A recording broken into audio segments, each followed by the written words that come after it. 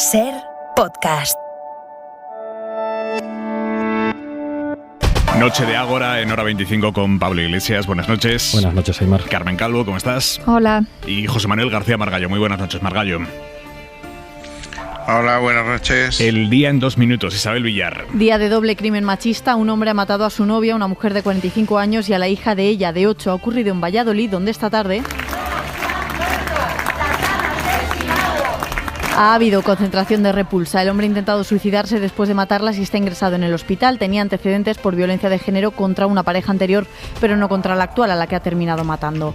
Además, han empezado a ponerse pulseras telemáticas a los agresores sexuales excarcelados tras la entrada en vigor de la ley del solo sí es sí.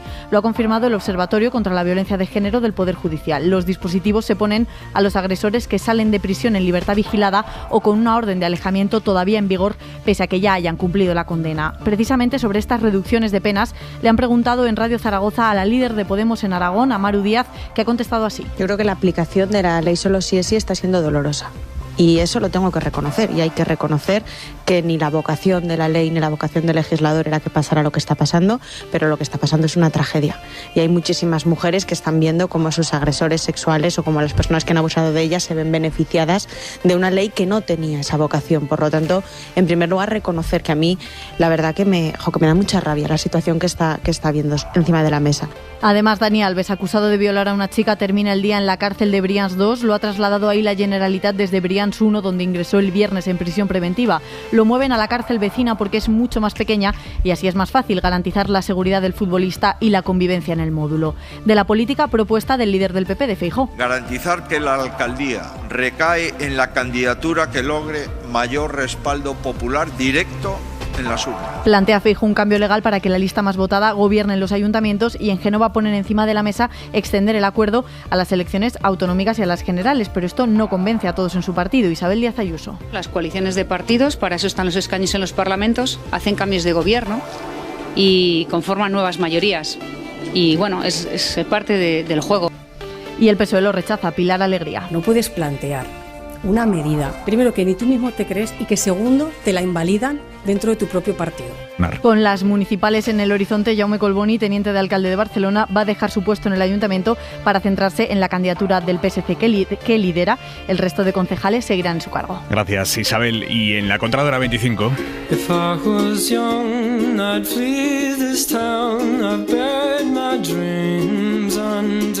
La Asociación de Futbolistas Españoles ha denunciado hoy en un comunicado el menosprecio al que la Federación Española de Fútbol sometió ayer a las jugadoras del Barcelona y de la Real Sociedad en la final de la Supercopa, haciendo que ellas tuvieran que coger las medallas de una caja y ponérselas ellas mismas.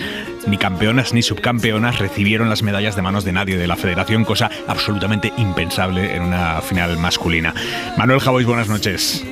¿Qué tal, Aymar? Buenas noches. En todo lo que llevamos de lunes, Javois, nadie ha asumido en primera persona la responsabilidad por esto que pasó ayer. Fue la monotonía. Yo creo que la frase clave la pronuncia el entrenador del Barcelona. En directo no me había dado cuenta, dijo. Es sintomático y a lo mejor nos hubiera pasado a cualquiera de nosotros estando dentro. Por eso es importante a veces separar la cámara y obtener perspectiva. Ha dicho la Federación que esto ya pasó en una ocasión con el fútbol masculino. Pues comprueba que esa ocasión sea la que se dio la semana pasada, que no lo fue, porque entonces canta. También ha dicho la Federación que por la infraestructura y por la presencia institucional era lo aconsejable. Pues valora que es más aconsejable la complejidad de entregarlas en mano o fabricar involuntariamente una imagen simbólica. A veces una imagen simbólica no obedece a razones perversas o a razones discriminatorias, pero el simbolismo tiene una característica: no se pregunta cómo se llegó a él. En el pie de foto de esas jugadoras recogiendo sus medallas no cabe un pliego de condiciones. La imagen se lanza, la imagen se viraliza y la imagen es demoledora. Fútbol de mujeres, mujeres recogiendo la medalla y poniéndosela ellas mismas. Tu trabajo es evitar eso. Una de las grandes luchas de las futbolistas es conseguir que se hable de lo que hacen en el campo, y una de sus desgracias es tener más atención por lo que pasa fuera de él.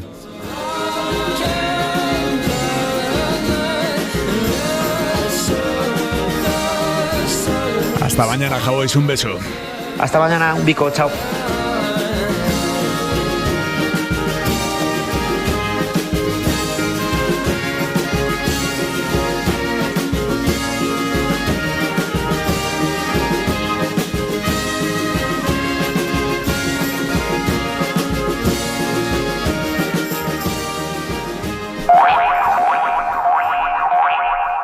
vamos a hablar esta noche mucho, como todos los lunes, de política nacional, pero antes vamos a abrir un poco el foco, porque esta tarde la Unión Europea, los países de la Unión Europea han pactado un nuevo compromiso de 500 millones de euros para financiar el envío de armas a Ucrania.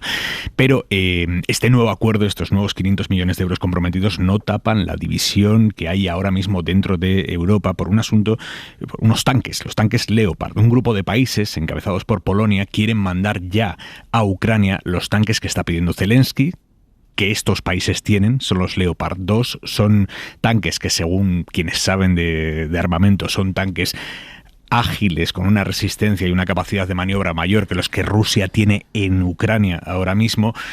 Zelensky los está pidiendo, pero claro, estos tanques Leopard son de fabricación alemana y por tanto, para que un país que los ha comprado y los tiene ahora mismo se los pueda mandar a otro, que en este caso sería Ucrania, hace falta que Alemania dé luz verde.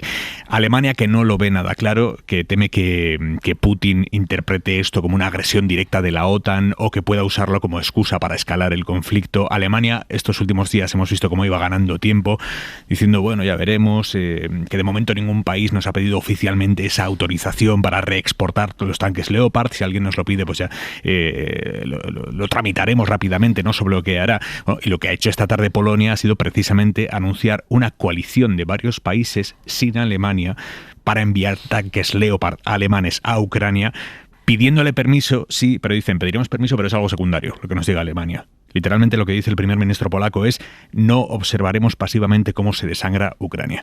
Bueno, España, que tiene tanques Leopard 1, no los 2, que tiene tanques Leopard 1, y según nos dijo hace unos meses aquí en Hora 25 la ministra de Defensa, que los tiene en muy mal estado, España, que tampoco está especialmente proactiva en este debate, insiste en que se haga todo con unidad, que la unidad es una parte fundamental de la estrategia que se ha dado hasta ahora por parte de aquello que se puede llamar Occidente ante Rusia. Y esta tarde el ministro español de Asuntos Exteriores, José Manuel Álvarez, ha lanzado esta advertencia sobre todo el debate acerca de los tanques Leopard. Álvarez. Hablar de material, sobre todo cuando estamos hablando de tanques Leopard, ¿cuántos se van a entregar? ¿Cuándo se van a entregar? ¿Por dónde van a entrar a Ucrania? Yo creo que todo eso no ayuda en nada a Ucrania. Así que permítame que mantenga todavía una cierta reserva y el Ministerio de Defensa se encargará de cualquier anuncio que hubiera que hacer. Más allá de cómo termine esta discusión específica sobre los tanques, os planteo, Carmen, Pablo, José Manuel, ¿hasta qué punto estamos asistiendo a la primera gran fricción entre socios europeos por hasta dónde hay que llegar en el apoyo a Ucrania? Iglesias. Este es un tema muy serio y yo creo que todo el mundo debería reflexionar de por qué Alemania no quiere enviar los Leopard 2, por qué esto le ha costado la dimisión a la ministra de Defensa, que no ha sido por los fuegos artificiales. Las armas nucleares tácticas las inventó Estados Unidos en el contexto de la Guerra Fría, precisamente porque temían la superioridad armamentística de las tropas del Pacto de Varsovia en una eventual batalla de tanques. Los soviéticos ya habían demostrado su superioridad respecto a Alemania en la batalla de los Arcos de Fuego y en la batalla de Stalingrado con los famosos T-34. La posición estratégica de la URSS hacía que en una ofensiva de tanques soviéticos y del Pacto de Varsovia pudieran llegar al paso de Calais en muy poquito tiempo. Para eso la OTAN inventó un sistema de defensa a través de armamento nuclear táctico que usarían contra las tropas de la URSS para dar tiempo a los norteamericanos a desembarcar en el continente europeo. ¿Qué es lo que hizo de la URSS? Siempre seguir la carrera armamentística de los Estados Unidos. Creó sus propias armas nucleares tácticas. En este momento cuentan con 1.900 armas nucleares tácticas. ¿Qué es lo que haría Rusia en el caso de que hubiera una ofensiva masiva con tanques Leopard que efectivamente son superiores tecnológicamente a los tanques rusos? Pues probablemente utilizar esas armas nucleares tácticas. Eso es lo que temen los alemanes. Si es simplemente un envío simbólico, es decir, unos cuantos tanquecitos Leopard, bueno, pues seguirá la guerra más o menos igual. Si cuantitativamente el número de tanques que envían los países aliados de Alemania implica un cambio cualitativo en las condiciones de la guerra, no habría ni mucho menos que descartar, como por otra parte dicen en las televisiones rusas los analistas de allí, el uso de armas nucleares tácticas por parte de Rusia. Hostias. Calvo. Yo creo que Rusia va a dar un giro importante a la guerra en cuanto que pase las semanas que queden de frío intenso. Hace mucho tiempo, cuando se inició todo este conflicto, la invasión de Putin, yo dije, Rusia no puede perder la guerra porque el conflicto interno que se le puede abrir es brutal y así ha sido a lo largo de la historia. Yo entiendo que si la guerra da un giro y lo da en términos armamentísticos y de estrategia militar, y lo que allí se está ventilando es mucho más que una guerra, siendo la guerra lo peor y las muertes lo peor, se está ventilando también el orden internacional y se está ventilando la agresión directa que Rusia hace a las democracias europeas y a la democracia en general. En ese sentido yo creo que no debemos de flaquear. Es verdad que Alemania no se puede permitir la entrega de los Leopard 2 ella misma, pero de hecho los verdes en la coalición del gobierno con los socialdemócratas ya han dicho que no lo verían mal. Los verdes ya se han pronunciado hoy. En ese sentido yo creo que hay que intentar que lo que se haga sin romper la unidad, entendiendo quizá la posición de Alemania, pero ofreciendo la ayuda que Ucrania necesita. Esa guerra hay que ganarla. Y en ese sentido yo no vería mal que en los términos en los que se acuerde y sin que nadie actúe por sí mismo, Polonia, que creo que es también con Finlandia y con alguien más, a lo largo del día he estado viendo que eran 3 países en concreto, pero liderando Polonia, entregaran a Ucrania algunos Leopard 2. Yo creo que no le podemos mandar un mensaje tampoco a Putin, por mucho que se utilicen las amenazas que se utilizan, que estamos flaqueando en la ayuda que Ucrania necesita. Pero sobre todo lo entiendo por lo que he leído en términos de estrategias militares, que es que el giro que puede dar la guerra pronto es diferente. Me refiero al tipo de arma, al tipo de pelea y al tipo de espacios que Ucrania no puede perder y que Rusia quiere ganar. Y yo creo que en ese sentido lo necesitan, pero creo que lo tenemos que hacer bien y que también quizá haya que entender a Alemania de manera directa. Margallo. Pues mira, buenas noches a los tres. Dios escribe derecho con renglones torcidos. Hoy quería estar con vosotros, no he podido porque mañana intervengo en la reforma de tratados, pero eso me ha permitido tener una reunión antes de estar con vosotros con 3 exministros de Asuntos Exteriores de los países que más influyen en este conflicto. Aquí los polacos, que son los más activos en este momento, lo que han lanzado es la idea de una alianza internacional, una especie de coalición de voluntarios para entregar Leopard a los ucranianos. Los alemanes, que han estado representando por su nuevo ministro de Asuntos Exteriores, Boris Pistorius, no han dicho que no. Han reconocido que Ucrania necesita tanques, porque efectivamente puede haber una ofensiva. Han dicho que no se sabe si los suministrarán Alemania o vendrán de otros países. Y en tercer lugar, que la decisión corresponde al canciller. Es un gobierno de coalición de 3, pero que la decisión corresponde, insisto, al canciller y que eso se adoptará pronto. El siguiente dato a poner encima de la mesa es que el gran temor que había que Rusia utilizase el gas y el petróleo como arma estratégica ha desaparecido. En enero, hace un año, nosotros, Europa, la Unión Europea, el 40% de los suministros de gas venían de Rusia. Hoy es solo el 8%. El único país que ha aumentado las importaciones de gas de Rusia es el nuestro por el tema de Argelia, pero ese es otro tema. ¿De dónde está viniendo ese gas? ¿Quién está ganando en esta operación?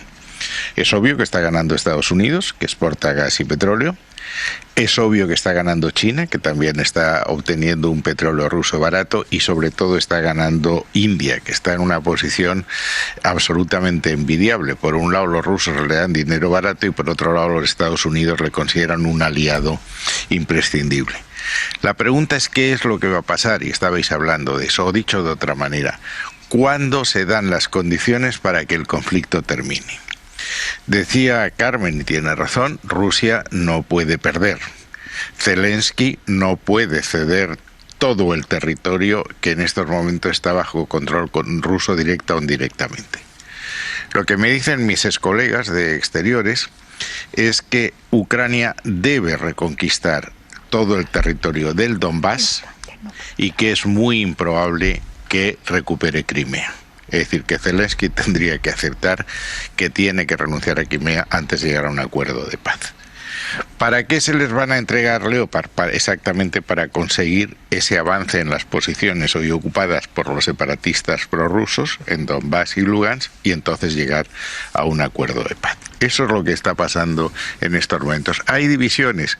La más llamativa es la que se produce en el campo de los euroescépticos.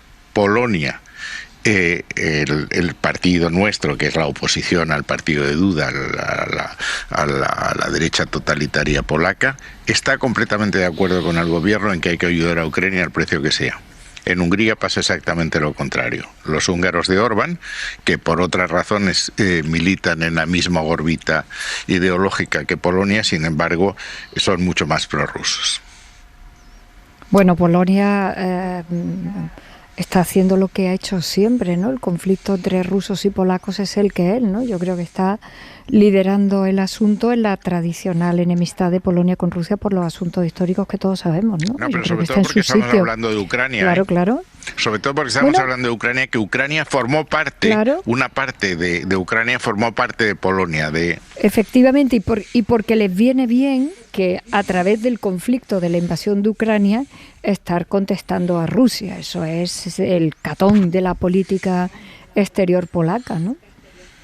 Yo creo que hay ahora mismo dos posiciones en Europa. Una más tímida, que se escucha menos, pero a mi juicio más sensata, que es la que plantea que parar la guerra es condición de posibilidad de alejarnos no solamente de un peligro económico, no solamente de un peligro en términos geoestratégicos, sino alejarnos de la posibilidad de una conflagración nuclear, que en el caso de que Rusia se vea en una situación comprometida no hay que descartar, ni muchísimo menos.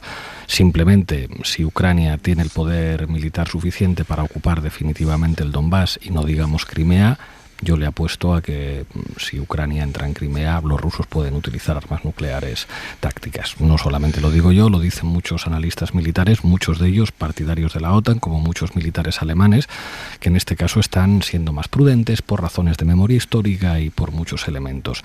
Claro, la posición de los que dicen armemos a Ucrania hasta los dientes para que pueda derrotar a Rusia, provocando además un cambio de régimen en Rusia e incluso una intervención en territorio ruso, ya ha habido de hecho algunos ataques que se han producido en territorio ruso, son demasiado optimistas respecto a la caída de Putin, e incluso si cayera Putin, respecto a los que llegaran después no utilizaran un armamento nuclear que normalmente se tiene para usarlo. Yo creo que el hecho de que podamos estar hablando en el Ágora por la noche de una posibilidad real de que se utilicen armas nucleares a unos centenares de kilómetros de nuestro territorio nos debería hacer reflexionar y plantear a las autoridades que la desescalada del conflicto sería la mejor noticia, y que seguir armando a Ucrania hasta los dientes nos puede ir acercando a una mayor escalada de la guerra, que no ha dejado de producirse en estos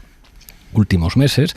Hay cientos de miles de muertos en este conflicto, fundamentalmente población civil ucraniana, y nos aproximamos a una situación bélica que puede ser un desastre para el conjunto de la humanidad. Pero ante lo que planteas, Pablo, perdona Carmen, ante lo que planteas a mí me surge la pregunta del cómo. O sea, tú dices hay que parar la guerra, pero ¿cómo? Para empezar, poniendo el foco en que la solución tiene que ser diplomática. Borrell hace lo contrario. Borrell lo que dice es que hay que derrotar militarmente a los rusos. Yo creo que es un enfoque erróneo, que es un enfoque que finalmente provocará que los rusos gasten todo su potencial militar. El problema es que su potencial militar no termina en armamento convencional, termina en armas nucleares. Ya al principio, en el mes de marzo, Biden dijo: si nosotros enviamos material ofensivo a Ucrania, como tanques o como aviones, estaremos entrando en la Tercera Guerra Mundial. Eso lo dijo el presidente de los Estados Unidos en el mes de marzo. Por eso, este debate sobre el envío de los tanques alemanes está generando la tensión que está generando, y por eso Alemania dice: yo no los voy a enviar. Quizá Alemania esté jugando a que el envío final de los tanques sea de tipo simbólico, que no sea definitivo con respecto a la guerra. Pero si Biden está diciendo que enviar material militar ofensivo es declarar la Tercera Guerra Mundial, creo que hay razones suficientes pues para que estemos preocupados y para que algunos exijamos un tono o un enfoque diferente del conflicto. Carmen. A ver, la guerra es como la vida, ¿no? Desgraciadamente. Evoluciona mucho, cambian las cosas y cambian en semanas, y yo creo que los pronósticos así a veces cuesta mucho trabajo. Esta guerra, que Rusia la planteaba como la planteaba, con un criterio de superioridad y de rapidez en la que se ha estrellado, se ha encontrado dos cosas que no contaban: una defensa, en fin, cerrada y tremenda del pueblo ucraniano, y una unidad de Europa ayudando a Ucrania, además del contexto internacional. Por eso yo pienso que de alguna manera la situación militar se tiene que quedar un poco en tablas, aunque ambos interpreten de alguna manera que han tenido la victoria, pero el conflicto militar se tiene que quedar de alguna manera en tablas. Para que de esta forma, y yo creo que hace ya muchas semanas, desde el principio de esto lo dijimos, Crimea la demos por amortizada, porque lo de Crimea fue como fue, y nadie se movió por Crimea. Europa no se movió por Crimea cuando Crimea se la quitaron a Ucrania. Crimea la demos por amortizada, y los territorios que Rusia ha invadido y ha incrementado en el Donbass, donde se está produciendo la gran pelea, no puede ser la cesión nunca de Ucrania, ni el concepto que tenemos de que un Estado intervenga en otro de manera militar y además se quede con territorio que no es suyo y rompa su unidad territorial soberana. Y claro, eso será un mix de que la guerra se quede hasta cierto punto en tablas, y un mix también de empezar, cuando toque el momento. Zelensky lo ha dicho en alguna ocasión, todavía no se puede negociar, porque Ucrania no puede perder el Donbass. Y por esta razón yo creo que Putin tiene que recibir también la respuesta de que, de alguna manera, Europa no va a ceder, Ucrania no va a ceder, y de alguna manera esto que se acaba de plantear, porque repito, aquí hay una clave por lo que he estado leyendo, y es que se va a producir un giro de cómo va el curso militar de la guerra. Así que creo que en algún momento los tanques llegarán, y no llegarán por la vía directa de Alemania, pero la unidad europea no se puede romper para todo esto, porque ambos tienen que interpretar de alguna manera una victoria militar, aunque sean diferentes para un bando y para otro, y sentarse a resolver. Crimea habrá que darla por amortizada y el Donbass no se lo puede quedar Rusia. Decía Carmen José Manuel que en el momento de la invasión de Crimea, que concluyó en 2015, que Europa no se movilizó ante eso. Tú en aquel momento eras ministro español de Asuntos Exteriores. ¿Qué debate hubo a nivel europeo de qué tenía que hacer Europa o qué no ante la invasión de Crimea? En 2014 no solo se produjo la invasión de Crimea, se produjo también el levantamiento separatista apoyado por los rusos en el Donbass. Lugansk y Donetsk estaban apoyados, es decir, no es verdad que son casos distintos. ¿Por qué? Crimea formaba parte de la Federación Rusa hasta que en 1956 Khrushchev se la regala a la Federación Ucraniana. Es obvio que un partido comunista gobernando a todos, aquello era como cambiar el rótulo de la calle. Pero lo cierto es que en Crimea hay razones que avalan la pretensión rusa, no solo históricas. Es decir, Ucrania fue el origen de Rusia. Cuando Rusia estaba ocupada por los mongoles, el Rus de Kiev, la Iglesia Ortodoxa, el príncipe Vladimir y todo eso empieza allí. Por tanto, yo eso creo que efectivamente Putin no puede aceptar eso. ¿Puede aceptar el Donbass? Pues no lo sé. Pero es que, en contra de lo que cree Pablo, yo creo que aquí Occidente tiene que mantenerse extraordinariamente firme.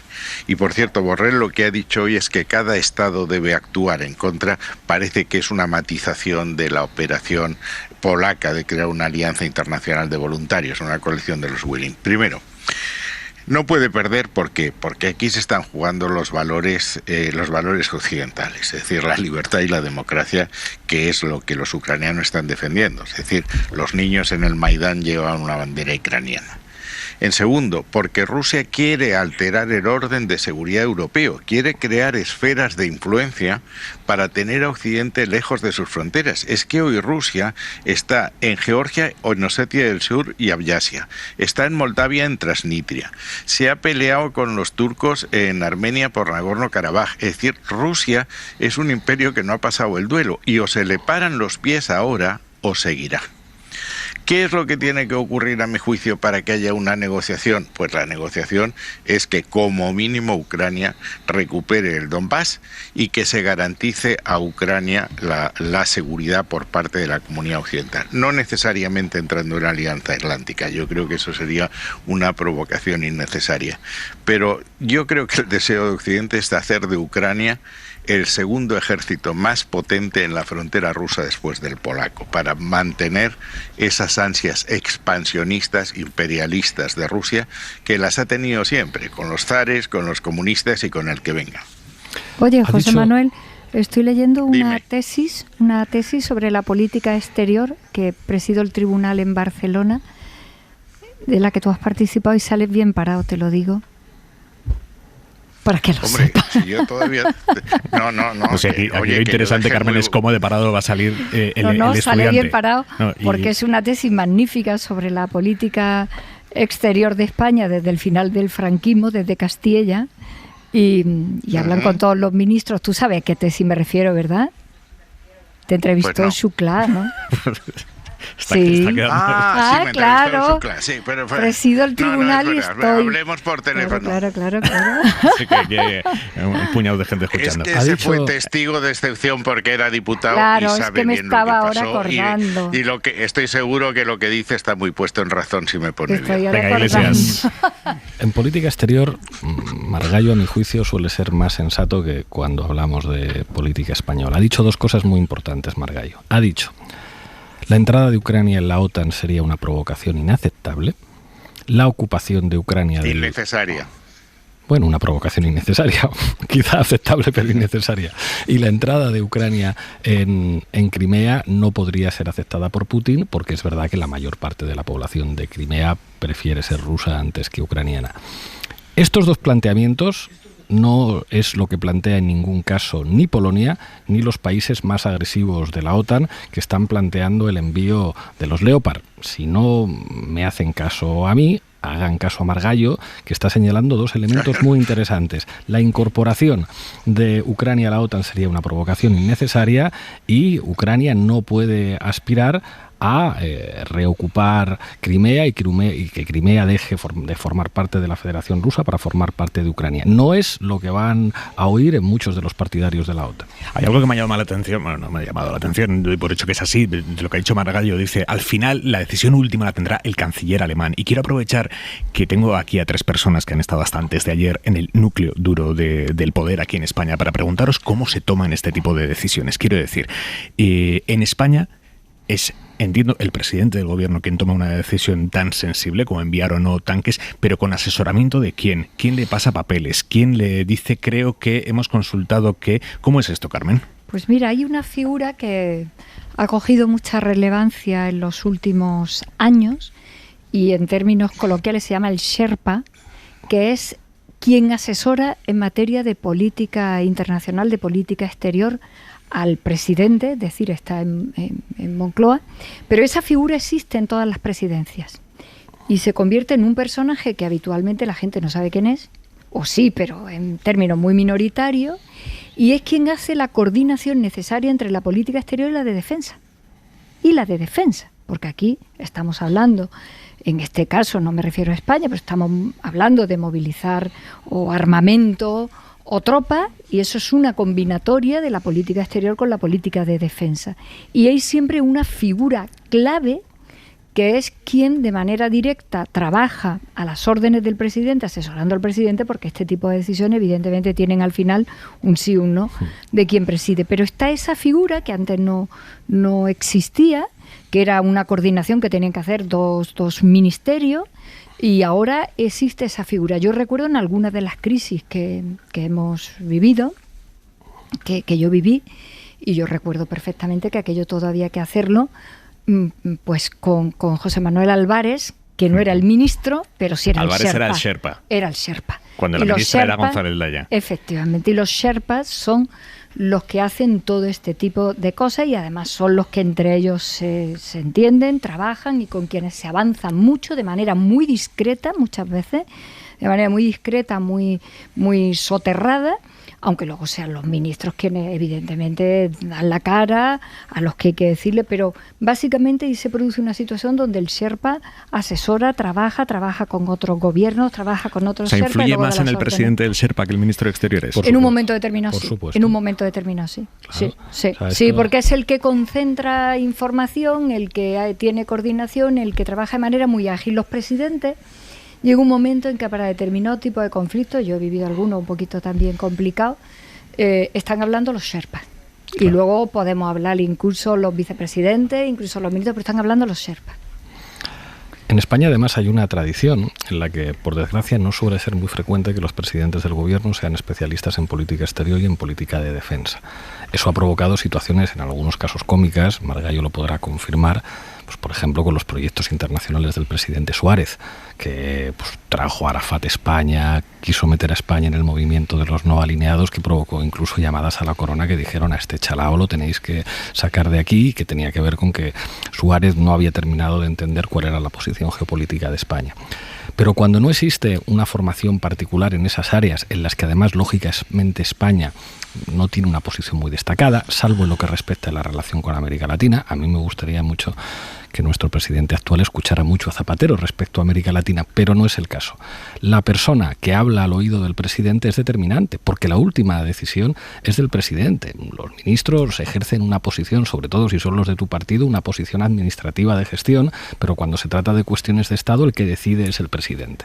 Y el presidente puede tener una o varias personas a las que escuche mucho sobre cuestiones que son enormemente delicadas. Claro que los sherpas mandan mucho. A ver, ¿qué dice el exministro? Vamos a ver, en mi caso se creó en la Ley de Acción Exterior, que fue la primera vez que se aprobó después de 5 intentos fallidos. Se hizo un Consejo de Acción Exterior en que presidía el presidente. ¿Se nos ha caído la línea con Bruselas? ¿Podemos recuperarla? Es que esa ley la hizo Margallo en el 14 y la hizo con consenso de todo el mundo. Fue un éxito interesante de la perspectiva de la política exterior española en la clave parlamentaria, no en la clave de gobierno. Vamos a hacer una cosa, vamos a hacer una pausa mínima, intentamos recuperar a Margallo, que está en Bruselas y es que la línea del Europarlamento es una cosa muy llamativa, ya lo hemos comentado alguna vez. Pues está infiltrada por Putin, claramente. Tal cual. Venga, seguimos, hora 25. Dos cositas. La primera, no me dejas elegir el taller que yo quiera. La segunda, yo me voy a la Mutua. Vente a la Mutua y además de elegir el taller que quieras, te bajamos el precio de tus seguros, sea cual sea. Por este y muchas cosas más, vente a la Mutua. Llama al 91 555 5555. 91 555 5555. Condiciones en Mutua.es. Buenas noches. En el sorteo de mi día de la 11 de hoy, la fecha ganadora ha sido 15 de agosto de 1966. Y si tu fecha no ha resultado premiada, tienes otra oportunidad con el número de la suerte, que es el 5. Recuerda que mañana, como cada martes, tienes un bote millonario con el sorteo del Eurojackpot de la 11. Y ya sabes, a todos los que jugáis a la 11, bien jugado. Hora 25. Aimar Bretos. Mientras intentamos recuperar esa conexión con Margallo, vamos a irnos por un momento a Washington. Corresponsal Sarganals, buenas noches. ¿Qué tal? Buenas noches, Aimar. Porque ya saben los oyentes que ayer el New York Times publicó que detrás de las cartas con explosivos que llegaron a distintos edificios e instituciones de España a finales del año pasado podía estar, según altos funcionarios estadounidenses, podía estar un grupo ultra dirigido por el Kremlin. Bien, le acaban de preguntar a la portavoz de la Casa Blanca y ha dicho exactamente qué es, Sara.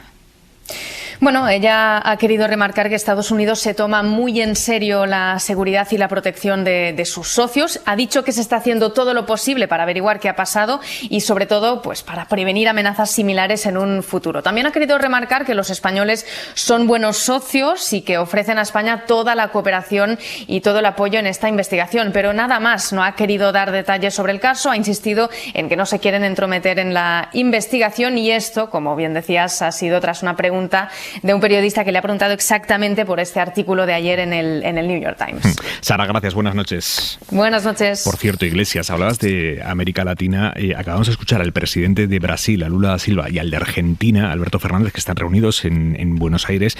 Acaban de confirmar que sus gobiernos están trabajando en un proyecto para crear una moneda común de la región que les permita dejar de depender del dólar. Básicamente es eso. Esto no es nuevo, pero sí el impulso que está tomando. Se impulsa ahora con la coincidencia de Lula y Fernández al frente de los dos países. Le acaban de poner voz ellos mismos en la reunión que han mantenido en Buenos Aires. Lo que queremos ahora es que nuestros ministros de Hacienda, cada uno con sus equipos, elaboren una propuesta de comercio exterior y de transacciones entre los dos países para hacer una moneda común que sea construida con mucho debate y muchas reuniones. ¿Por qué no crear una moneda común entre países del Mercosur? ¿Por qué no intentar crear una moneda común entre los países del Mercosur? Cuando ya dices de origen que va a hacer falta muchas reuniones, es que esto va para muy largo, eso seguro. Pero estos países del Mercosur son Brasil, Argentina, Paraguay y Uruguay. Venezuela ya no está en Mercosur. En principio nace como una iniciativa bilateral esta moneda, pero la intención es ampliarlo también a Paraguay y a Uruguay. Una moneda que según los medios podría llamarse SUR. Sí. Y que básicamente nace para eso, para dejar de depender de pero que no va a existir, que no va a existir, claro. O sea, es una moneda ficticia que serviría exclusivamente para las transacciones comerciales internacionales. Seguiría existiendo el real, seguiría existiendo el peso. Yo creo que tiene más significado, por lo que apunta, una conciencia, digamos, latinoamericana de una necesidad de integración económica y política como primer paso hacia un lugar diferente. O sea, yo creo que es una propuesta muy sensata que ojalá lleven a cabo, que vendría muy bien a Argentina y a Brasil, pero creo que tiene mucho más significado por lo que puede implicar como primer paso para que América Latina siga creciendo como polo de poder geopolítico, donde Brasil es crucial. Yo recuerdo cuando hubo un intento de golpe de Estado en Bolivia por parte de sectores secesionistas de la Media Luna Oriental, cómo Brasil ejerció de alguna manera como autoridad regional, haciendo algo que en el pasado solamente hacían los Estados Unidos. Que haya grandes países de América Latina, como Brasil, como México, como Argentina, que junto a otros países también muy importantes que se están incorporando a una ola progresista, como Chile, como Colombia, como Bolivia, apuesten por fórmulas de integración, puede ser algo que favorezca las atribuciones soberanas de sus pueblos, que mejore el nivel de vida de los latinoamericanos, que haga de América Latina un referente internacional de peso económico creciente por sus recursos naturales. Ayer fue otra vez la señora al mando del Comando Sur del Ejército de los Estados Unidos la que en unas declaraciones muy polémicas dijo que el Comando Sur se tiene que poner las pilas, que hay muchos recursos naturales en América Latina que son del interés de los estadounidenses. Bueno, América Latina se tiene que defender de ese depredador del norte y para eso necesita poder económico propio, poder político propio y poder militar propio. Carmen. Esto lo intentaron ya en el 19 y Bolsonaro se opuso radicalmente, como no podía ser de otra manera. A mí me gustaría que ocurriera, y sobre todo porque lo inician dos grandes, muy grandes, Argentina y Brasil, y bueno, lo de Brasil se cae por su propio peso, por población, territorio, recursos, etcétera, etcétera, y porque significaría de alguna manera un núcleo inicial de autonomía muy importante para Sudamérica, que yo creo que es muy necesario. Primero, por el volumen de población y de recursos con el que pueden jugar y porque necesitan tener un espacio de autosoberanía también en términos económicos para defender posiciones que yo creo que no siempre son capaces de coordinar y de defender bien. Que tiene que empezar por una moneda que no será moneda para sus países, pero que sí que le va a servir para las transacciones internacionales y para las posiciones internacionales, y a mí me parece completamente necesario. Y añadiría más, interesantísimamente lo van a hacer Brasil, que es junto con Portugal el lado lusófono, con Argentina, que es el gran país, en este caso, de lengua hispana. Yo en su momento hice la Carta Cultural Iberoamericana y me encargué mucho de contar con los 25 países para empezar a tener, o sea, a mí la idea que se me ocurriera haber tenido una televisión común, unas agendas comunes transversales de defensa de la cultura común, y lo primero que hice fue hablar con Gilberto Gil, que era el ministro brasileiro, para contar con Brasil y con Portugal. Y en aquellos tiempos, que ya hablamos de esto mucho, yo recuerdo a Gilberto decirme muchas veces, nosotros necesitamos trasladar esta comunidad a términos económicos de una vez por todas y saber cómo manejar estos intereses que son comunes. Creo que lo empiezan bien, porque lo empiezan quienes lo tienen que empezar, Brasil y Argentina. Ojalá les vaya bien, porque creo que sería extraordinariamente interesante. Y de paso, para portugueses y españoles que formamos parte de la comunidad de la que ellos en este momento quieren arrancar algo definitivamente. Vamos a ver México, que está en una posición ahora mismo también muy complicada. Vamos a ver México, porque México es un titán. México son 102 millones a las puertas de Río Grande. Y 25 millones en Estados Unidos. Y 25 millones en Estados Unidos, y que son la gran fortaleza de ese muro de contención. Ahora hablo en términos culturales, de lo que representa la cultura iberoamericana, pero yo creo que es una idea extraordinaria la que se opuso Bolsonaro, ya sabemos por qué, mirar dónde está, en Florida tranquilamente, allí a ver quién lo protege, y en ese sentido a mí me parece que es una gran idea que ojalá les funcione. Margallo, ¿has identificado ya quién ha pisado el cable? No, creía que eras tú y que va a sustituir la publicidad por cortarme el... No sé qué ha pasado. Vamos a ver, y lo siento, vamos a ver. La idea es muy atractiva.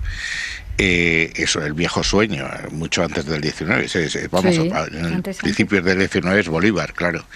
Eso se ha intentado de diversas maneras, es decir, estaba el ALBA, el ALCA, CELAC, Parlatino, está la Unión Centroamericana, etcétera. Al final ni siquiera han sido capaces de ponerse de acuerdo con el Mercosur. Si eso se lograse, sería una potencia económica enorme, es decir, según el Financial Times, sería el 5% del Producto Bruto Mundial. La Unión Europea es el 14%, es decir, estamos hablando de cifras muy importantes. ¿Para cuándo? Bueno, el ministro de Economía argentino y probable candidato a la presidencia, Massa, ha recordado, por si a alguien se le había olvidado, que el hacer el euro, la zona euro, duró 35 años. Y las condiciones eran mucho más favorables, porque la homogeneidad de los países europeos, los fundadores del euro, con los criterios de Maastricht, etcétera, era mucho mayor que el que había allí. Toda la literatura te dice que para que tú puedas renunciar a manejar el tipo de cambio como arma competitiva, es decir, cuando pierdes competitividad devalúas, que es lo que se hacía siempre antes de entrar a una unión monetaria, cuando no tienes una política presupuestaria común, cuando no hay una armonización fiscal y cuando no hay una política laboral más o menos homogénea y muy flexible, es un sueño imposible. Yo recuerdo Samuelson, que a vísperas de entrar nosotros en el euro, dijo que si renunciásemos a la posibilidad de evaluar cuando las cosas nos fuesen mal, Solchaga había evaluado otras veces, era como meternos en la cama con un gorila. Y alguno de los asistentes dijo que intentar crear una unión monetaria sin una unión bancaria previa, sin una unión presupuestaria que garantizase ayuda a los países que sufriesen un shock asimétrico, un shock que solo les afectase a ellos y tal, era tan iluso como intentar crear tigres vegetarianos. La situación económica de estos países es radicalmente distinta. Yo acabo de estar en Argentina. Argentina, en el periodo de gobierno peronista de Fernández, ha multiplicado el dinero en circulación por 4. Y tienen una inflación del 100%. El tipo de cambio no existe. Hay miles de tipos de cambio. Tú tienes un tipo de cambio oficial que es 184 pesos, pero en la calle lo compras a 357 y en las tiendas te dicen usted, si me entrega dólares yo le reduzco el precio a la tercera parte. En esas condiciones, ¿es posible que era una unión económica y monetaria? Yo creo que es empezar la casa por el revés. Antes hay que crear un mercado interior, hay que garantizar que las condiciones de competencia sean similares, lo que he dicho antes de armonización fiscal, etcétera. Por tanto, a mí me encantaría que lo hicieran, pero vamos, desde luego, ni siquiera Pablo, que tiene 42 años, lo verá. Gracias por quitarme ver, no te Tengo 44 ya. No te des ¿Cuántos tienes? Bueno, me quedo con los 42. 44, pareces menos. Gracias. José Manuel, no te des por aludido, pero hay una película que se llama Dios existe y vive en Bruselas. ¿Ah, sí? Sí, en la que Catherine Deneuve se acuesta... ¿A quién se refiere? No, la película se llama así, Dios existe y vive en Bruselas, que te la recomiendo. Y Catherine Deneuve se acuesta con un gorila. Un tipo delicadísimo, el gorila. Decir que hay gorilas y gorilas, ¿verdad, Carmen? Quiero decir que hay que acostarse con un posible, gorila. ¿no? Quiero decir que hay que acostarse con un gorila, que hay que atreverse a acostarse con el gorila. Oye, vete a ver la película, que es extraordinaria, y el gorila, un tipo delicado. Ella planta al marido porque prefiere al gorila, con eso te lo digo todo. Planta al marido porque prefiere al gorila. Hay que acostarse con el gorila. Desconcertante y la pregunta es, no, es real, buscar la película. Tienen que empezar de esta manera, José Manuel. Es verdad en la cantidad de elementos, de dificultades, pero tienen que empezar de esta manera en este momento, porque hay dos gobiernos que se pueden entender y otros muchos en el entorno. Es verdad que todo eso es muy complejo y es verdad que la Unión Europea tardó lo que tardó, pero yo creo que no podemos tampoco sobre esta situación decir que no se puede empezar, que es imposible. Yo creo que lo tienen que empezar, y lo tienen que empezar porque Mercosur no acaba de arrancar tampoco con el potencial que tiene. Claro, pero entonces tienen que dirigirse de alguna manera, y yo creo que se dirigen los correctos, y creo que me parece que cuando tú utilizabas esa metáfora, y te digo, la película de la que te estoy hablando es real, y la anécdota que estoy contando es real, creo que hay que empezar. Y yo en ese sentido no tengo una sensación, no es que tire cohetes con esto, pero tampoco una sensación pesimista de la coyuntura que hay ahora mismo en Latinoamérica y de cómo se inicia esto. No la tengo, no la puedo tener, además. América Latina es un continente... Si me permites, Aimar, yo lo que he intentado decir es que hay unos pasos. Y lo que hemos hecho en Europa es muy clarificador. Primero se crea un mercado común, que es eliminar los obstáculos al comercio entre los países y tener una tarifa exterior común. Cuando eso madura, se va al mercado interior, que es eliminar obstáculos físicos, fiscales, fronterizos, etc. Y cuando ha pasado todo eso, vamos a la Unión Económica y Monetaria. Pero no se puede empezar de la Unión Económica y Monetaria sin haber dado los pasos anteriores. Esa es lo que la experiencia dice y lo que dice toda la teoría económica que yo conozco. A ver, Iglesias. América Latina es un continente rico que ha sido históricamente expoliado por otros países, y eso ha llevado a que los ciudadanos de América Latina vivan en países con sistemas de protección social mucho más débiles y donde la desigualdad siga siendo una realidad. Esto es una verdad histórica. Por suerte ahora hay gobiernos en América Latina que están tratando de rectificar el daño que hicieron las políticas neoliberales en los últimos decenios, y que tienen claro pues que hay que lograr una mínima justicia redistributiva a partir de sistemas fiscales justos, que tienen claro que tiene que haber sanidad pública, que tiene que haber educación pública, y sobre todo que tienen claro que los recursos naturales de los latinoamericanos son de los latinoamericanos. El petróleo es suyo y los recursos minerales estratégicos de los que hablaba el Comando Sur de los Estados Unidos es de los ciudadanos latinoamericanos y tiene que de alguna manera traducirse en una mejora en sus condiciones de vida. En un mundo cada vez más integrado en términos económicos, creo que hay una conciencia creciente de patria grande en América Latina que tiene claro que esa gran comunidad cultural y civilizatoria de la que forma además parte España y Portugal, ojo, no siendo ya nosotros los más grandes, porque aporta mucha más población hablante de nuestro idioma a América Latina que el que aportamos aquí en Europa, y no digamos ya Portugal con respecto a Brasil. Ese potencial cultural de América Latina se tiene que construir con dispositivos de integración económica, política y también militar en un mundo como en el que vivimos. Y creo que desde planteamientos de izquierdas, pero con un enorme pragmatismo, presidentes como Lula, como Petro, como Boric, como López Obrador, como Alberto Fernández, como Lucho Arce, están trabajando en esa dirección. A ver, Margallo, que se nos ha quedado antes pendiente, nos ibas a contar cómo es la relación entre un ministro de Asuntos Exteriores y el Sherpa del presidente del gobierno, que es la persona especialista en asuntos exteriores que susurra al presidente del gobierno.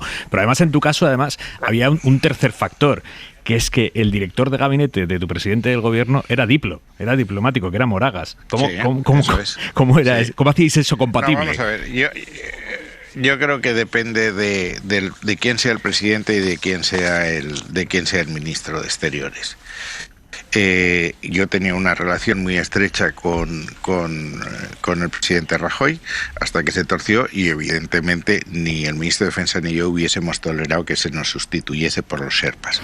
Los Sherpas van acumulando información, pero los centros donde se decidiera en el Ministerio de Exteriores y en el Ministerio de Defensa, que para eso teníamos los embajadores allí. El Sherpa te hacía una labor preparatoria, pero al final quien habla con los primeros ministros, quien habla con los ministros de Exteriores, quien habla con los comisarios, etcétera, es el ministro de turno. Otra cosa es que haya un ministro de Asuntos Exteriores que aspire a ser un eterno Sherpa, pero eso es otra historia. Margallo, nunca nos has terminado de contar bien a fondo qué pasó, qué se torció entre Rajoy y tú. No, yo lo he contado, lo he contado, que si tú te hubieses leído a fondo mi libro de estoy refiriendo a la hora, Margallo, sabes perfectamente que me lo leí y estuvimos hablando media hora de ello, que fue media hora de examen de ti hacia mí sobre si me lo había leído o no, y sabes que lo superé. Exacto. Vamos a ver. Yo tenía una visión de Cataluña completamente diferente a la que tenía el presidente, para ser exacto, la vicepresidenta. Creía que había que hacer una reforma de la Constitución para eliminar la grasa, quedarse con el músculo y buscar un acomodo al tema de Cataluña. Y por eso hizo una reforma de la Constitución articulada. Yo nunca hablo en metáfora y tuve una diferencia muy importante en el tema de Gibraltar, porque creí que el Brexit nos daba una oportunidad de establecer la cosoberanía y acabar con la colonización económica del peñón sobre el campo de Gibraltar, en que la diferencia de renta es de 1 a 6 y eso se va a perpetuar. ¿Quién va a invertir ahora en el campo de Gibraltar si puede invertir en Gibraltar y tener acceso al mercado interior sin pagar impuestos? Esas fueron las 3 diferencias fundamentales que yo tuve con el presidente Rajoy y que mantuve hasta el final, claro. Yo no estaba dispuesto a rectificar en aquel momento, y yo creo que en Cataluña, lo dije en enero de 2014, yo hubiese aplicado un 155 de 24 horas para impedir físicamente el referéndum y haber abierto una negociación con el gobierno catalán, con el que tuve un contacto muy estrecho, y que no era reforma de la Constitución, reforma del Senado, las competencias, ley de lengua, financiación autonómica, etcétera, y esas fueron las divergencias. Yo me mantuve en mis 13 y eso es lo que pasó. O sea, no hay más historia, pero en política exterior el gran tema fue el Brexit. El Brexit y Gibraltar, que yo creía que se debía haber aprovechado. En el resto, las coincidencias eran enormes. Es decir, por ejemplo, nosotros en el norte de África no hubo la menor discrepancia.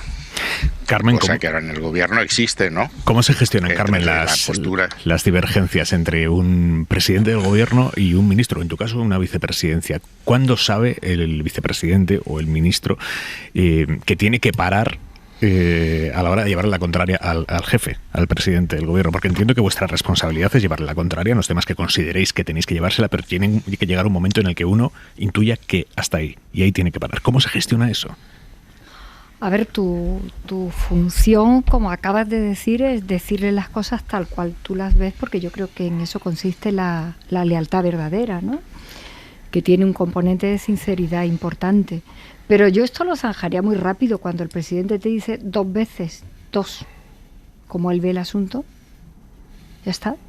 Tienes ya 2 opciones, hay que hacer, evidentemente, el trabajo que él te está indicando, o por lo contrario, te alejas del sitio en cualquier formato.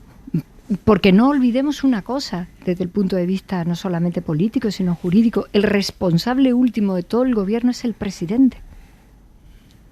El presidente preside ese órgano y lo que hace es delegar áreas con el decreto de estructura que él mismo diseña cuando toma posesión del cargo. Él diseña una estructura, unas áreas que se llaman ministerios, etcétera, etcétera, como él considera oportuno, con arreglo a las previsiones que tiene y al programa electoral con el que ha ganado.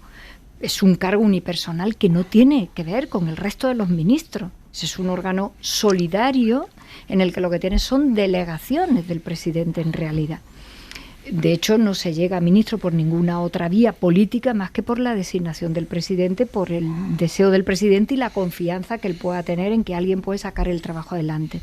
Y cesa pues cuando él quiere y te nombran cuando él considera oportuno, a diferencia de él.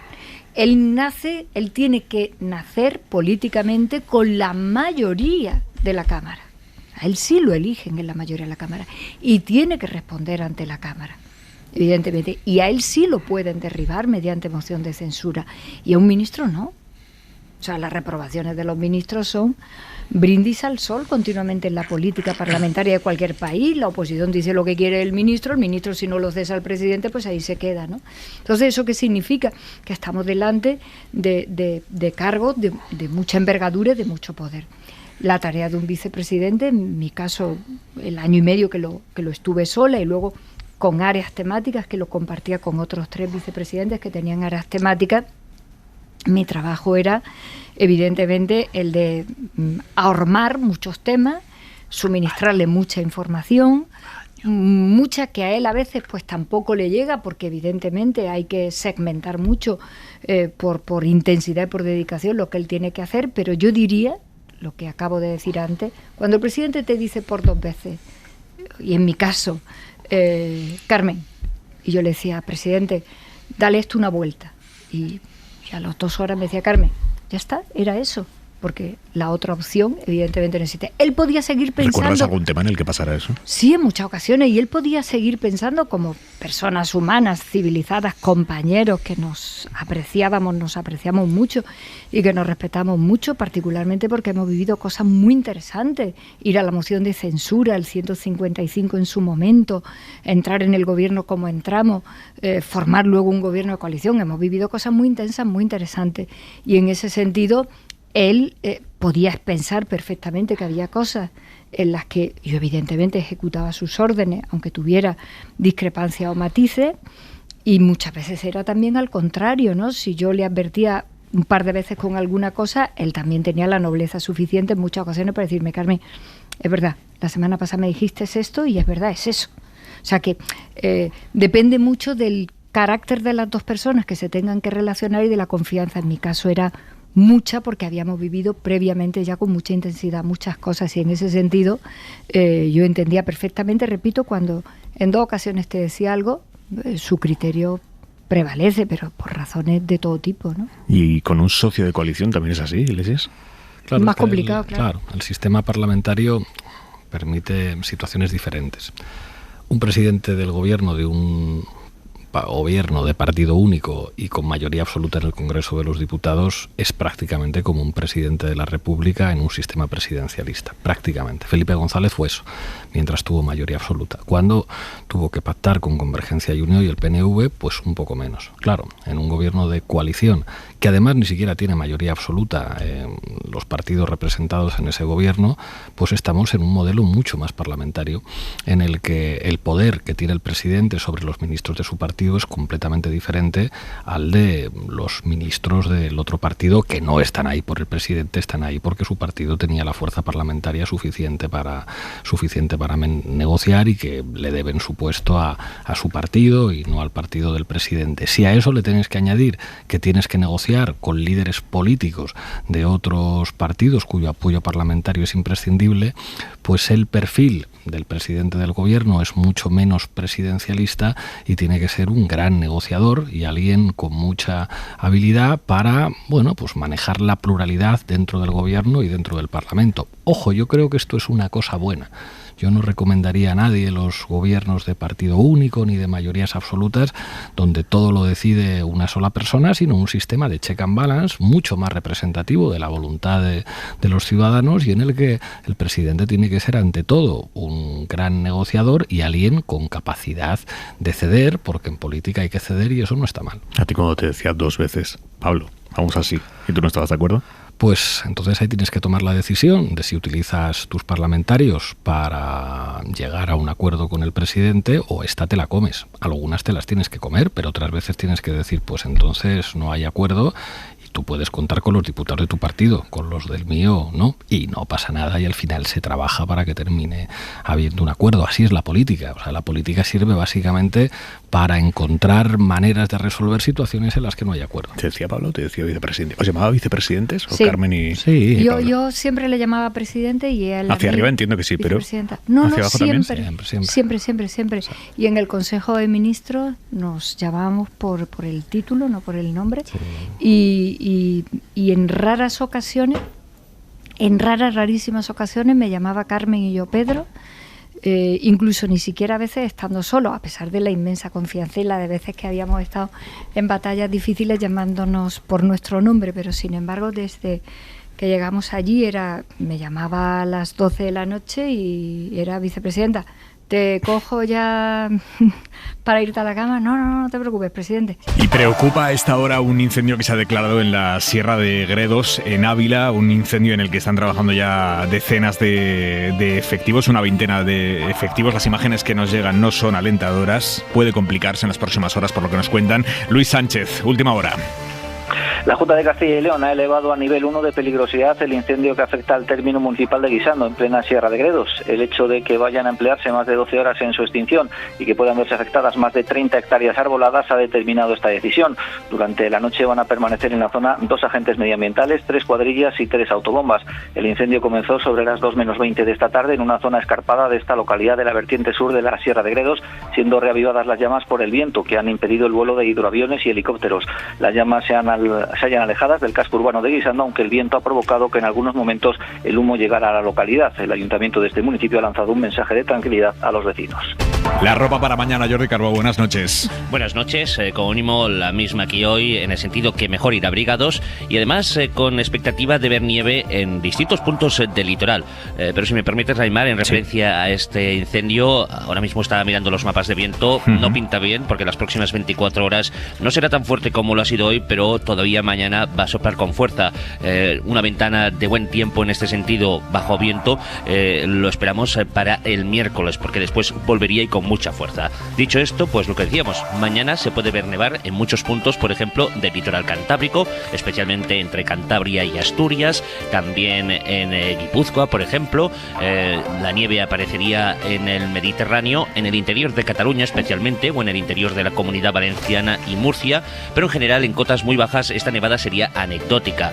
Sí que en el interior se pueden acumular algunos espesores más significativos, entre 5 y 10 centímetros, sea como sea, mucha precaución, ir con lo que hay que ir cuando una situación tan invernal se presenta para las carreteras, sobre todo del este y el norte del país. Y como decíamos, mucho frío, a pesar de que durante la tarde, donde no nieve, va a hacer sol, las temperaturas se mantendrán bajas, no solo mañana, sino como mínimo todo lo que queda de mes. Hasta mañana, Carbó. Buenas noches. Y seguimos arrastrando la polémica de la vergüenza a la que sometió la Federación ayer a las jugadoras del Barcelona y de la Real Sociedad en la final de la Supercopa, haciéndoles que tuvieran que coger ellas de una caja las medallas y ponérselas ellas mismas. Manu Carreño, buenas noches. Así es, Aimar, en esa especie de tenderete y de mercadillo que montó la Federación para que las campeonas recogieran las medallas, lo mejor que se puede hacer cuando uno mete la pata es pedir disculpas, y creo que en la Federación están pensando hasta ahora si hacer un comunicado donde reconozcan el error. No pasa nada, todo el mundo se equivoca. La Federación lo que tiene que hacer es reconocer que se ha equivocado y que no vuelva a ocurrir. Sería el segundo comunicado, ¿no? Anoche lo que dijeron anoche es que justificaban, correcto. Sí, bueno, en el comunicado decían que como había un elevado número de personal de autoridades, ¿no? Sí. No sé cómo lo dicen exactamente, literalmente en el comunicado, pero que el palco estaba lleno de autoridades y que el acceso es difícil en ese estadio, entonces por eso decidieron aplicar el protocolo de la Copa del Rey, que consiste en dar solamente la copa sin medallas. Pues es muy sencillo. Si tantas autoridades en el palco existen, a lo mejor lo que hay que hacer es que haya menos.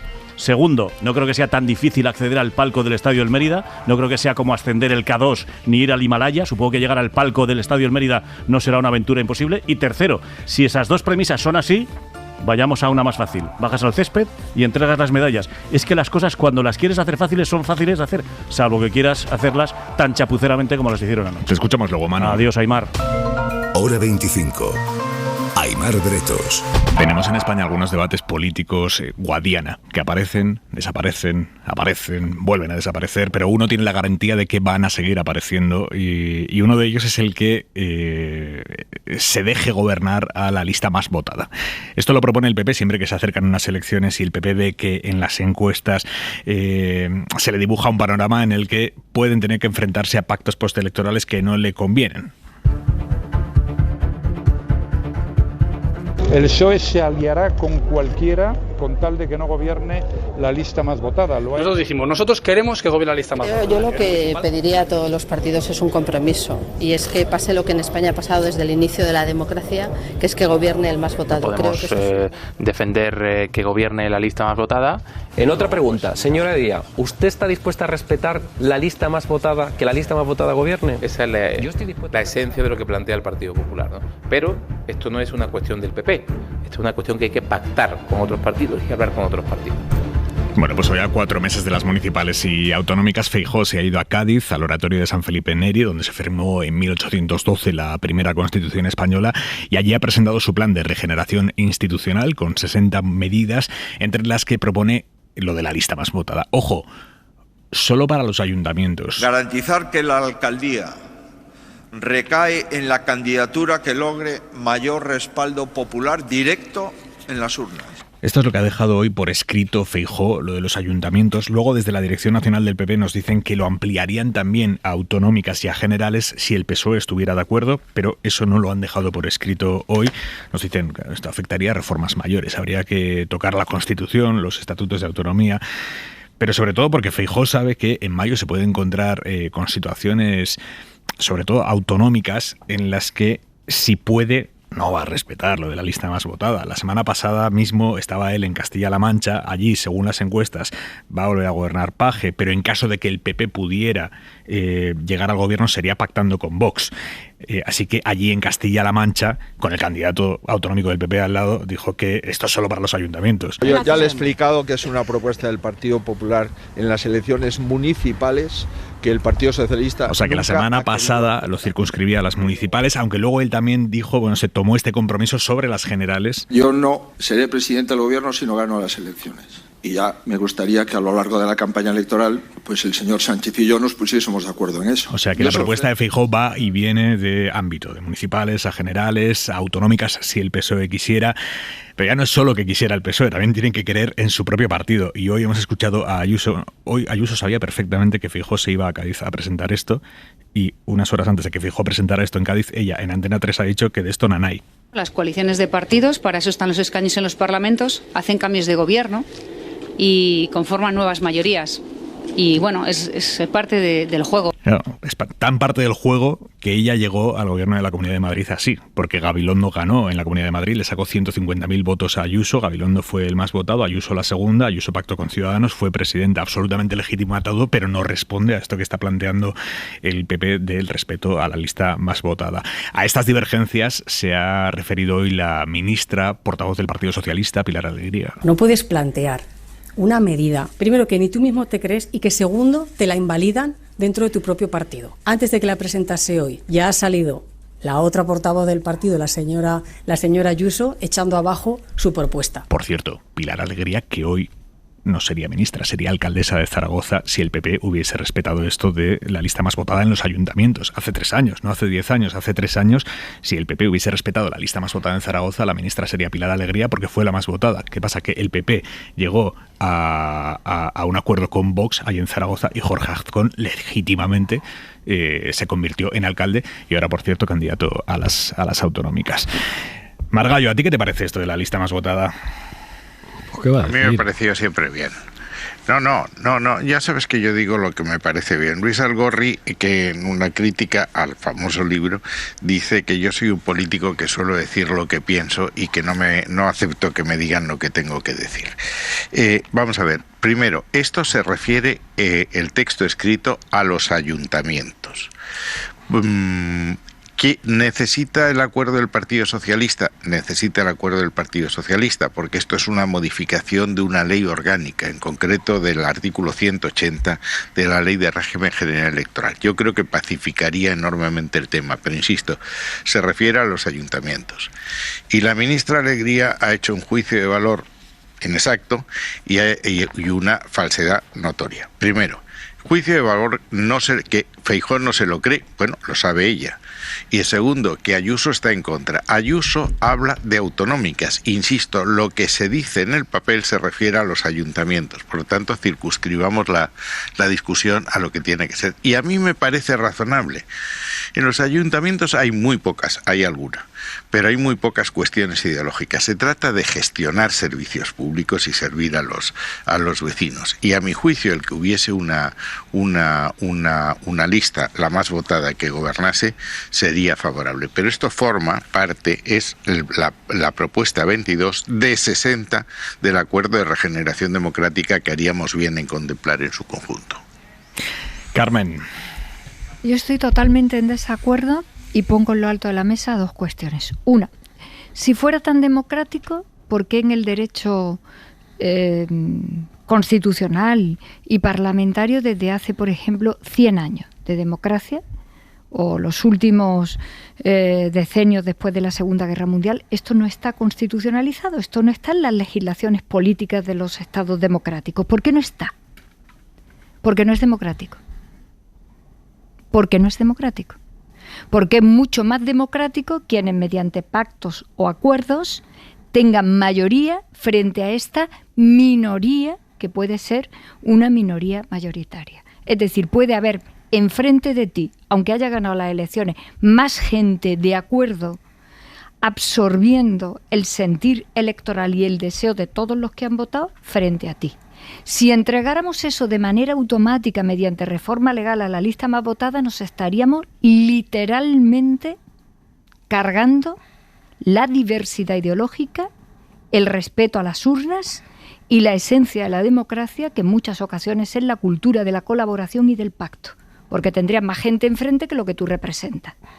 Por eso Ayuso ha dicho, ¿cómo se gobierna entonces? Me da igual a nivel autonómico que a nivel nacional que a nivel municipal. El problema es que esto es mucho menos democrático que lo otro. Habría casi que cambiar hasta los órganos de elección directa, es decir, los concejales que sacan, la corporación municipal o los parlamentos autonómicos, los parlamentos nacionales, los tendrías que transformar de repente, porque le vas a entregar directamente el gobierno a quien no va a tener seguramente mayoría.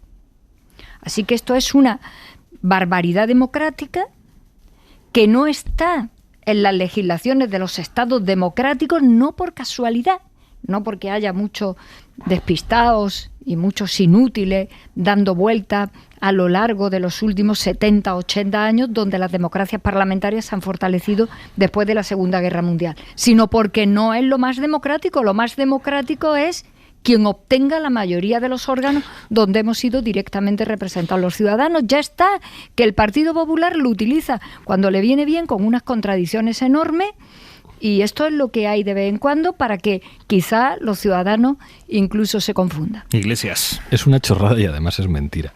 Es mentira porque yo creo que cualquiera puede imaginarse a Almeida entregando el gobierno a Manuela Carmena teniendo el apoyo de Vox para ser alcaldes, o al señor de Zaragoza entregándole el gobierno a Pilar Alegría. Eso no se lo cree nadie. O sea, si Almeida dice, ay, es que yo hice un pacto verbal de caballeros y ahora va a ser alcaldesa Carmena, queman la calle Génova los propios militantes del Partido Popular teniendo números en el ayuntamiento para gobernar ellos. Esto es evidente. Y es, además de mentira, una chorrada, porque esto va contra el propio espíritu en el que gana las elecciones no el que tiene más votos, es el que tiene más apoyos, en este caso en la Asamblea Municipal o en la Asamblea de la Comunidad Autónoma o en el Congreso de los Diputados para ser alcalde, presidente autonómico o presidente. Esto porque lo hace Feijóo. Es una evidencia, lo decía esta mañana aquí Ángel Barceló. Cuando le digan, usted está pactando con la ultraderecha y no sé qué, decir, oiga, yo propuse al PSOE un pacto y no sé qué, como ellos no quisieron este pacto, pues a mí no me queda más remedio que pactar con la ultraderecha. Y es más, yo creo que después podrán jugar esa baza. Habrá muchos lugares en los que den los números para que gobierne el Partido Popular con Vox, y habrá muchos medios de comunicación que le dirán al PSOE, por favor que gobierne solo el Partido Popular sin Vox, y esa carta la volverá a sacar Feijóo después de las elecciones municipales y autonómicas, si los números le dan para esto. Margallo. Vamos a ver, el pan democrático es una cosa como la otra. Es decir, la democracia más antigua del mundo, que es la británica, tiene un sistema mayoritario, y en el distrito el que pasa primero se queda con todo, aunque pase con un 20%, y no se le ocurre a nadie eso que es un tiene sistema que haber electoral. Eso es un sistema electoral. Sí, déjame que termine. Segundo, nadie ha hablado de ponerlo en la Constitución, por supuesto que no. La Constitución tiene una vocación de permanencia que no hace aconsejable incluir la ley electoral. Las grandes constituciones españolas han dejado fuera el tema electoral. Tercero, estamos en una situación de fragmentación y polarización que hace muy difícil la gobernabilidad. Mirad lo que está pasando en Cataluña, en que Esquerra tiene que gobernar con 33 escaños, que en el ayuntamiento la coalición entre Comunes y PSC está pendiente de un hilo y depende de que se apruebe el presupuesto de la Generalitat y lo que le convenga a Sánchez en las elecciones generales, etcétera. Y lo de Almeida, Almeida puede puede decir misa, pero si se cambia la ley, el artículo 180 de la ley orgánica dice que la lista más votada es la que va a gobernar, pues gobernará la lista más votada. Almeida, además, que es disciplinado, aunque no tuviese esa obligación legal y por tanto no tuviese más remedio que aceptarlo, probablemente aceptaría lo que el partido ha dicho. Nos hemos limitado a los ayuntamientos, por tanto Ayuso está opinando en el terreno autonómico, en que sí hay mucha más músculo político que en un ayuntamiento, y a mí no me parece mal, y no lo decimos cuando nos conviene. Habéis puesto antes voces de Rajoy, etcétera. Eso lo hemos dicho siempre, con razón o con error, pero no se puede decir que cambiamos de opinión según sople el viento, ¿eh? José Manuel, para de ahora en adelante, que ¿Sí diría o no? una ranchera, ¿vale? Para de ahora en adelante, constitucionalizar no es poner la Constitución, ¿vale? Para que tú lo sepas. Significa que cuando toca... Ah, claro, pues por eso te lo digo, porque, claro, es que todos jugamos y conocemos métodos. Estoy hablando de introducirlo en el ámbito normativo, nada más y nada menos que de las estructuras constitucionales, que son unas elecciones, y cómo se llega a los cargos unipersonales y cómo se gobierna, y con la perspectiva con la que vosotros estáis haciendo esta propuesta. Yo he querido ser un poco más templada explicando por qué esto no existe. Y no es el caso del Reino Unido, porque en el caso del Reino Unido con el sistema mayoritario es que es su sistema electoral. Y aquí no estamos hablando del sistema electoral, aquí estamos hablando de dejar nuestro sistema electoral, pero que la lista más votada. Pablo te lo ha dicho en versión Cañí. Claro, Pablo te lo ha dicho en versión Cañí, porque no sabéis qué hacer con lo de Vox, aunque sí sabéis lo que vais a hacer, y lo que estáis es dándonos el purgante antes de que llegue el dolor, que no va a llegar, pero por si acaso llegara, para que lo vayamos sabiendo. O sea, que vamos, pero si es que ya lo habéis hecho, si es que a Vox ya lo tenéis donde lo tenéis para vuestro castigo y para vuestro dolor de cabeza en las últimas semanas con algún tema importantísimo. Pues ya está, no deja de ser una estrategia, pero yo he tratado de explicarlo en otro ámbito menos político. No existe eso en los estados democráticos, en los estados de derecho que conocemos como democracias parecidas a la nuestra, justo porque no es lo más democrático. Y otra cosa distinta es la estabilidad de la gobernanza, otra cosa distinta es cómo se hacen los pactos, qué pactos, pero es que eso hay que acostumbrarnos, porque la sociedad está fragmentada y no la va a arreglar Feijóo diciendo que ahora que a él le conviene, los sitios que le convenga, sí gobierna la lista más votada, porque os la habéis pasado por los forros durante mucho tiempo, muchos sitios. Sirva, por ejemplo, Orense, que es Galicia y que es de Feijóo. En Ourense, lección por lección, cuando Rajoy lo PSOE perdona. Un segundo, Margallo, pero por ubicar, en Ourense el PSOE fue la lista más votada, pero el alcalde es Pérez Jácome, que es de un partido independiente, y a cambio el PP mantuvo la diputación. Pues eso, es esto, ¿no? Pues claro. Vale. Margallo, decías, breve, por favor. Eso es exactamente lo que se quiere evitar, y lección por lección, cuando Rajoy propone eso, Vox no existía. Luego, intentar decir que esto se produce porque existe Vox es simplemente alterar la realidad fáctica. Venga, Iglesias, fugaz. Podría ser otro el planteamiento, pero entonces tendrían que hacer lo que dice Margallo. Margallo dice, esto se nos está polarizando mucho, está el extremismo de derechas, el extremismo de izquierda, volvamos a los consensos del 78, el PP y el PSOE nos sentamos y decidimos repartirnos entre nosotros todos los gobiernos para que no esté en ningún gobierno Vox y no esté en ningún gobierno Podemos, que es lo que desearía Margallo. Pero para eso no hay que cambiar ningún sistema electoral, ni lista más votada, ni leches. Ahí lo que tendría que haber es un pacto político entre el Partido Popular y el Partido Socialista para decir, o gobiernas tú, o gobierno yo, o gobernamos en gran coalición como en Alemania. Pero es que eso ya es imposible en España. Punto y 25. Soledad Gallego Díaz.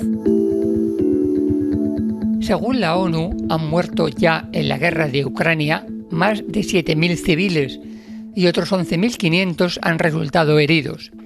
Hasta la fecha se han podido identificar una parte de ellos, 2.800 hombres, 1.895 mujeres, 233 niños y 180 niñas. Son datos fríos, terribles, pero deben ayudar a que no se olvide el sufrimiento que padece la población civil ucraniana, víctima sobre todo de bombardeos, explosivos terrestres y minas antipersonas depositadas por las tropas rusas. Al margen de la ayuda para la compra de armamento, hoy mismo la Unión Europea aprobó una nueva partida de 500 millones de euros, y de la polémica sobre el envío de los tanques Leopard que reclama Kiev, es importante que se mantenga la ayuda a los cientos de miles de ucranianos que abandonaron las zonas de combate y que han buscado refugio en países europeos. España ha acogido a algo más de 100.000 ucranianos y hay datos de que la ayuda no les llega con la suficiente rapidez y determinación. Están encontrando problemas para alquilar viviendas, sobre todo en la zona de la Comunidad Valenciana, y pasa demasiado tiempo antes de que reciban las ayudas económicas ya aprobadas. Hay que resolver esos problemas inmediatamente. No hay nada peor que racanear la ayuda a aquellos que la necesitan y a quienes se la prometimos. Punto y 25. Antes de irnos tenemos una noticia de última hora. En Estados Unidos hay al menos 2 muertos en un tiroteo registrado en un colegio, en un centro escolar de Iowa. De momento todo es muy incierto. La policía local confirma que tiene a múltiples sospechosos potenciales bajo custodia. Esto es lo que sabemos. 2 muertos en un tiroteo en un colegio. Y abrimos ya el larguero con la última hora del caso Alves, Manu. Así es, Aimar. A las 12 vamos a hablar con una persona que conoce bien la nueva prisión en la que va a estar Dani Alves a partir de ahora y veremos hasta cuándo. Y también te recuerdo que ha terminado el Valencia 2, Almería 2, con bastante lío arbitral para variar. Cerramos el Ágora. García, Margallo, Iglesias, Calvo. Hasta la semana que viene. Un abrazo. Lunes. Descansen, señores. Hasta mañana. Suscríbete a Hora 25.